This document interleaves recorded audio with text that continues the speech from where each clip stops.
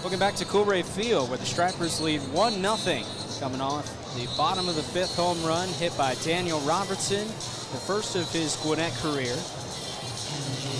And it has given Alan Winans a 1-0 lead. Winans pitching for win number 8 of the season. Tied for 3rd in wins in the International League. Be the 12th of his minor league career. And he'll face the top of the order in Ji-Won Bae. Bae tries to ambush Winans on the first pitch, drives one, straightaway center field. Dean going back, leaps at the wall, and we're tied on the first pitch of the top of the 6th. Ji-Won Bae on a rehab assignment has hit his 3rd homer of the season in the first with the Indians.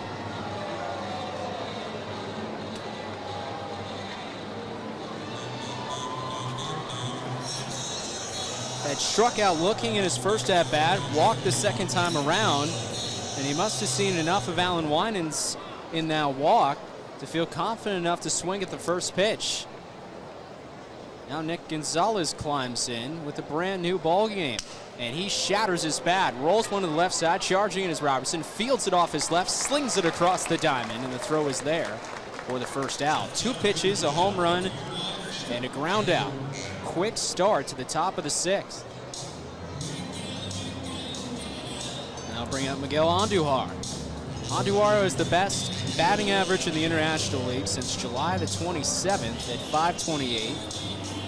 But even, I guess, more relevant right now, he's hitting .523 on the first pitch. That's the 2nd best average on the first pitch in the International League. If he likes the offering from Winans, he will swing. Here it comes, and he swings and misses. Working against the trends.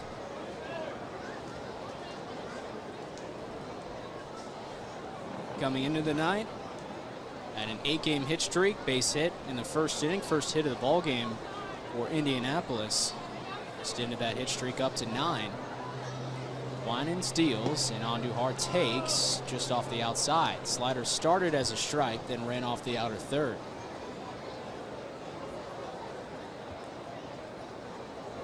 Andujar with 15 homers. Had a home run earlier in this series. Here's the pitch. Andujar dribbles it left side, foul. Count at 1-2. A little bit out in front of that slider. Came into last night on a 5-game multi-hit streak. It was the 2nd longest multi-hit streak in the International League. 1-2. He takes strike 3 right over the outer third, but as soon as Tyler Jones rang him up, Andujar called for a challenge. So our attention goes to the video board in right center field. Here comes the animation. It is strike 3. Miguel Andujar locked up and sat down, and we had to go to the video board to confirm it, but he's gone, and that's number 9 for Winans. That ties his season high, and he's one below his career high. He is hotter than a parked car right now in terms of punching Indians out on strikes. Now Kanan Smith-Njigba. Time's going to be called for by Tyler Jones. He's already run up a batter on an auto strike in this game, but no auto ball or striker is going to be called here. Jones back in position. Winans ready to throw. And his first pitch to Smith-Njigba is lined into right field for a base hit. Down in front of Park, and Kanan Smith-Njigba has got his first hit of the night. 5th hit of the series.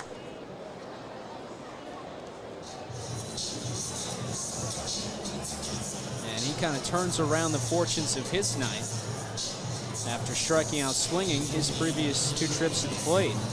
Now Chris Owings engaged on a long battle with Alan Winans his last time up. Go out to Justin Dean. Taking off for second is Smith-Njigba. Pitch is taken for a strike, and there will be no throw. That illustrates how good of a break for second Smith-Njigba got.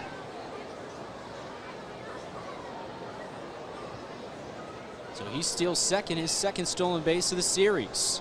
A 1 from Winans is looped out to short, a soft liner right to Vaughn Grissom. He collects it with two hands and around the single and the homer. Alan Winans gets out of the inning. Strands one for that leadoff home run by G1. Dreaming home of the Stripers. Luke Williams leads off the home half of the sixth for the Stripers. It's 1-1, a pair of solo home runs, one for the Stripers, one for the Indians. The last of the fifth and the top of the sixth has us tied at 1 apiece. Cam Aldred will throw to Williams, who digs in from the right side. First pitch, and Williams takes high and away with a changeup for ball one. Stripers as a team, when leading off, hitting .279. That's good for fourth in the International League, and this is their best leadoff hitter on the squad. Williams batting .357, 1-0, and he takes inside. Also has 3 leadoff homers on the year, 2 of those coming with Oklahoma City, where he started the season. It was a midseason acquisition by the Stripers. 2-0, Williams takes a strike.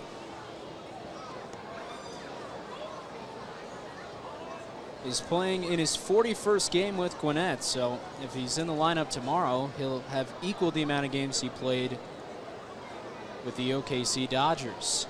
2-1, Williams takes another strike outside on the corner.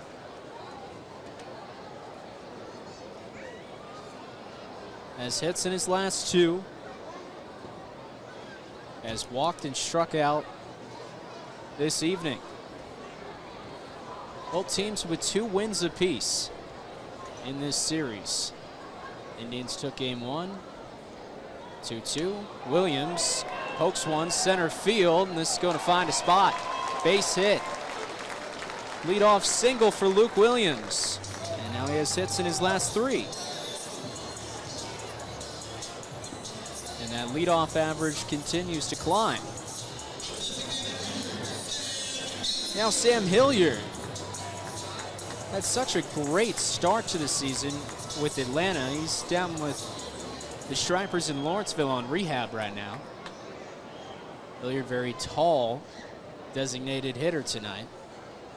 On the first pitch, Hilliard lines one, left center field, base hit.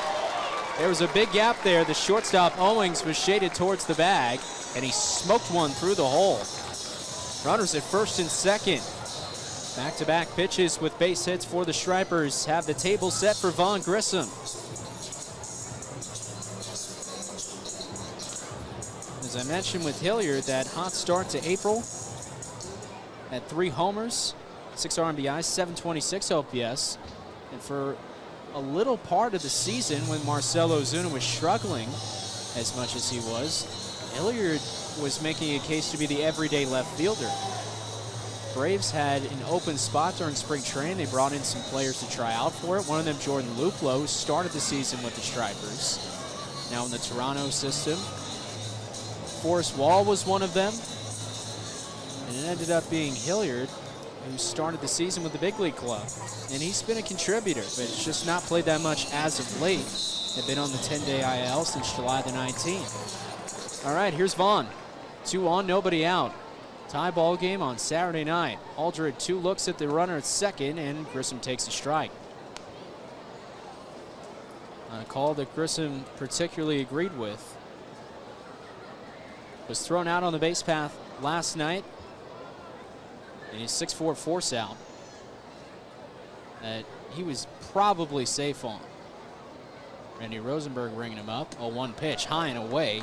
Reaching across his body and above his helmet was Cook, the catcher, to spear that and keep Williams on at second base. Hilliard has speed as well. Long strides for the runner at first. 4 stolen bases with the Braves this year in 40 ball games. On a 1-1, Grissom takes a mighty cut, comes up empty. He was trying to crush that ball. Gave it a long ride to center field in the 4th.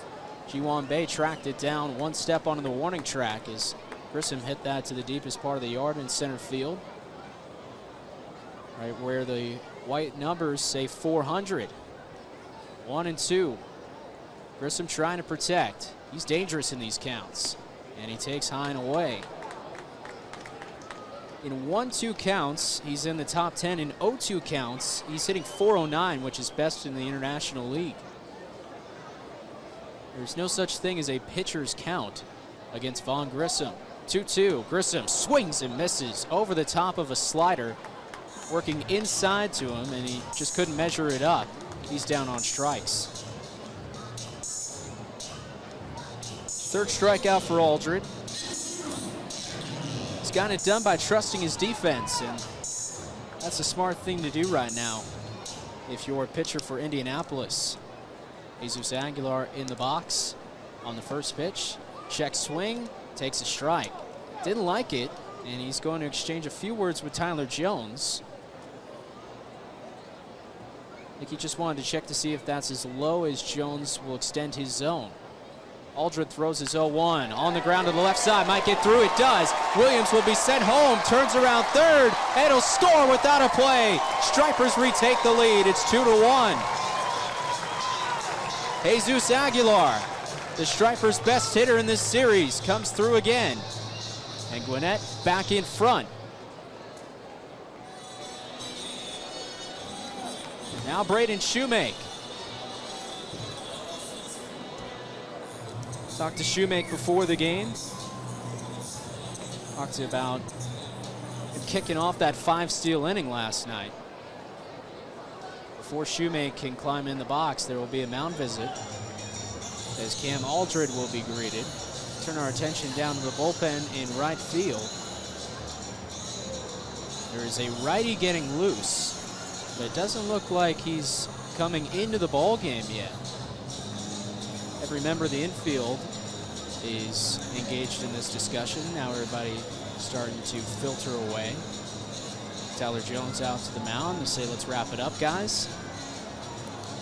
As I mentioned, though, I was talking to Shoemake, and he said he'd never really been a part of a 5-steal inning before. And you could tell by the eyebrow raise that he was genuinely shocked that it's been 40 years for this franchise since that happened. You have to go back to 1983 when the Stripers were formerly known as the R-Braves in Richmond. So this is back before they even played in Gwinnett, well before that.